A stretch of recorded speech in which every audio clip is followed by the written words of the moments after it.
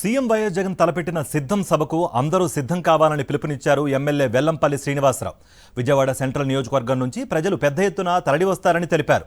గతంలో ఎమ్మెల్యేలు ప్రజల వద్దలకు వచ్చిన సందర్భాలు లేవని, ప్రజా సమస్యలు అడిగి తెలుసుకుంది వైఎస్ఆర్సీపీ ఎమ్మెల్యేలు మాత్రమేనన్నారు వెల్లంపల్లి శ్రీనివాసరావు.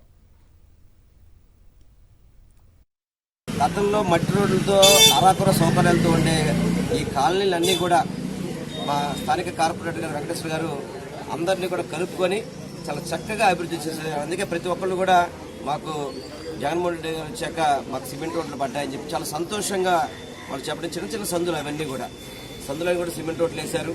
అదేవిధంగా డ్రైనేజీ వ్యవస్థను కూడా ఎప్పటికప్పుడు చక్కగా కాలువలన్నీ క్లీన్ చేయించడం కానీ ఇవన్నీ కూడా పూర్తిగా జరుగుతున్నాయి.